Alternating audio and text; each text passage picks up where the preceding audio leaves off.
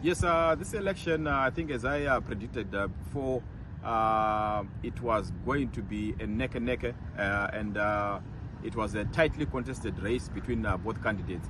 But the results, as they came in, proved that Mr. Trump was very strong in these elections, which I don't think anyone predicted.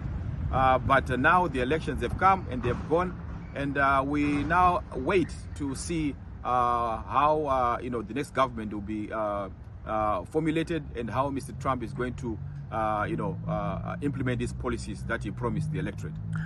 He made a lot of promises during the campaigns, touched on issues to do with immigration, touched on issues to do with the economy. Do you think he's going to uphold his promises?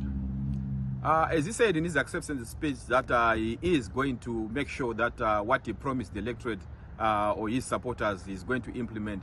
I think he's going to do that.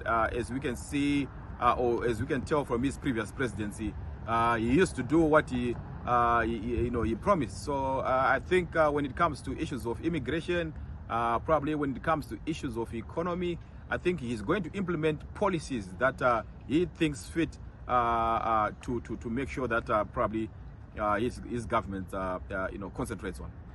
Now, touching on immigration, he said as soon as he comes into office on the 20th, quoting in his words, he's going to start ensuring mass deportation of illegal immigrants. And here in Texas, the Proposition 134 was voted for a while back. Arizona was voting for it yesterday. How do you see all this playing out? Yes, immigration was one of the hotly issues on the ballot. And of course, what he said that on day one is going to implement the mass deportation, policies. I think it's not really feasible that people can be deported though in mass like that, because there is due process that has to take place. But I think what he might be doing probably when he gets into office might be probably putting up measures for the mass deportation to happen in the future. But yes, I think, as you said, the issue of immigration is one issue that I think he's going to make sure that he moves, and he moves very quickly. And lastly, as a Zimbabwean living here in the US, what did you see and learn that you think Zimbabwe could learn from the whole process of this election? I learned that institutions here in America work, especially electoral institutions. We saw Mr. Trump coming in as a, so to say, an underdog. We saw Madam Kamala Harris also contesting in this election, after the resignation of President Biden.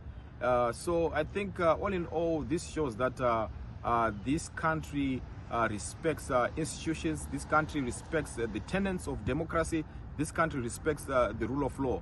So looking at other countries, especially Zimbabwe, I think these are lessons to be learned by those in power, that when people choose, when people say what they choose the leaders that they want, and when people associate with the leaders that they want, those rights should be respected, and also the constitution should be respected, so that we build institutions that can also produce elections that are accepted by everyone.